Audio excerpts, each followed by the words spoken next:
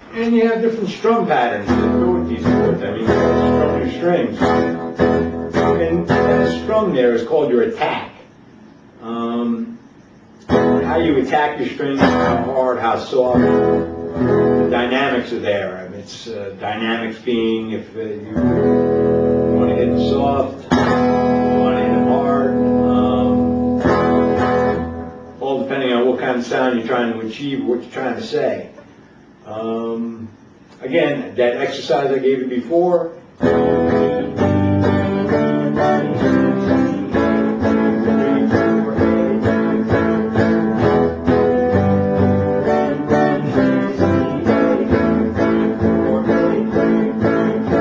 And do it really slow.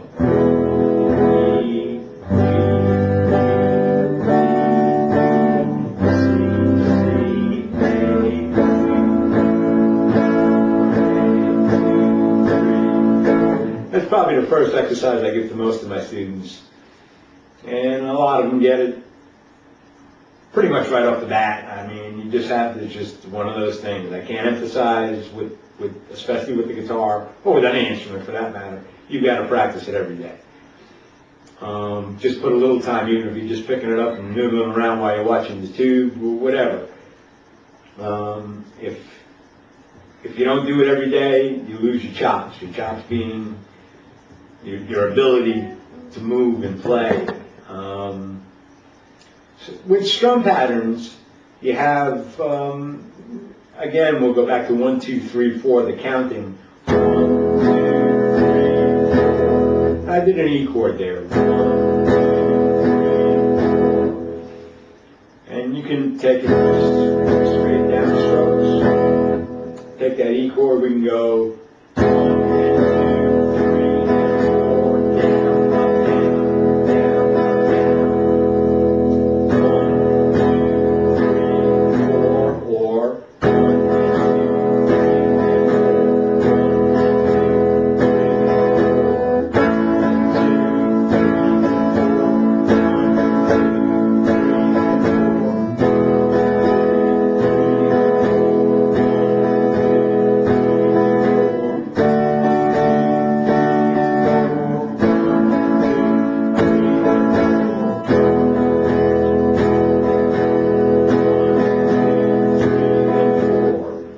and that's a strum pattern. Don't keep a death grip on your pick either. You don't really have to choke up on it, you know, get really close to the tip. You just hold the pick loose enough where it's almost going to fall out of your hands, but it's not.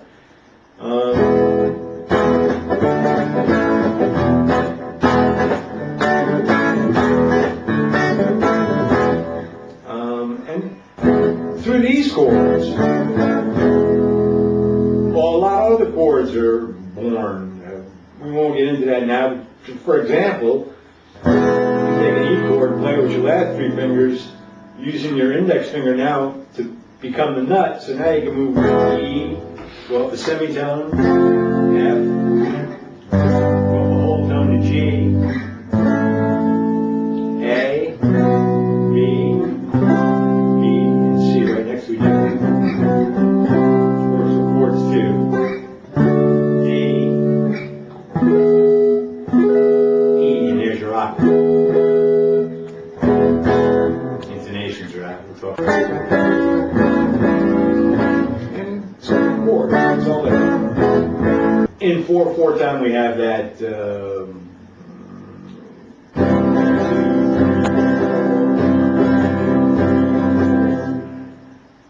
I would suggest you start out just working primarily with your chording hand. If you haven't noticed by now, I'm left-handed, and so what you're looking at is mirror image. Whatever I'm doing, wherever I'm going on the guitar, you're doing the same thing. The screen's just staring right back at you. It's, a lot of my students find it easy. Yeah, so start out by practicing those chords. E, G,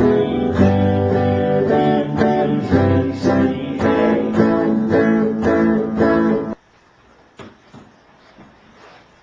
Let's talk about some minor chords. I gave you the majors. We're minor chords, you know, like your E chord, you know, the whole position. If you just drop your index finger, so you only have these two, your second and third finger holding down the D and the A string, second fret, becomes an E minor chord. I'll give you another minor chord with the A. You got all three in a row there. Well, now we're going to switch it up a little bit. You're going to take your second and third finger, take your third finger and put it on the G string, second fret.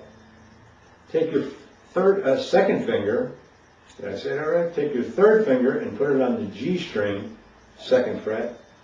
Take your number 2 finger and put it on the D string, second fret.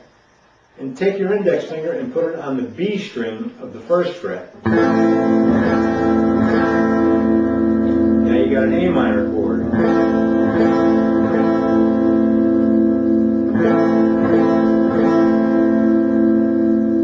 Looks very similar to an E chord. Move your 2 fingers. Take all 3 fingers and move them back and forth. E, A minor. E, A minor.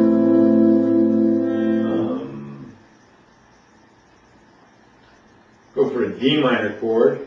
Put your index finger here on the first fret of the E string. Take your number 2 finger and put it on the G string, second fret. And again, your number 3 finger goes on the third fret of the B string. That's a D minor.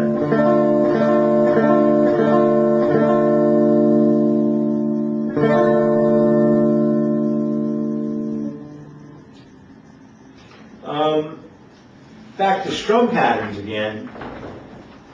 We were doing 1, 2, 3, 4, or 1, 2,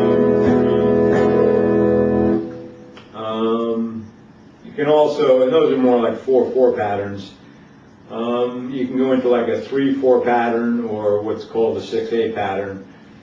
And that's simply meaning 6 beats to the measure of the music. So let's see, 1, 2, 3, 4, 5, 6, down, down, down, down, down, down, 2 and 3, 4, 5, 6, 2, 3, 4, 5, 6, 2, 3, 4, 5, 6, down, down, down.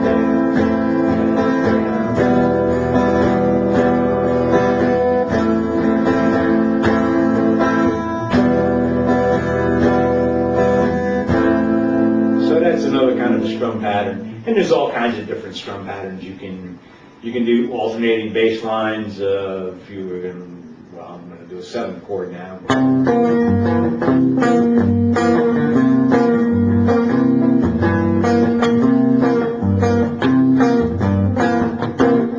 You know, you got 9th chords, sus. Major 7th, you want to get jazzy.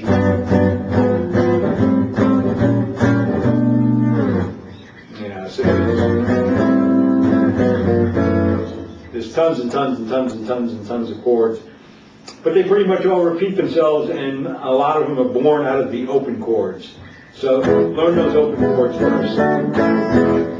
Again, I'll insert some JPEGs at the beginning or the end of this film. Just so you get an idea of what's going on. Any questions, you can email me at hjnfrd@optonline.net. Again, any questions, if there's something you don't understand, just email me, hjnfrd@optonline.net.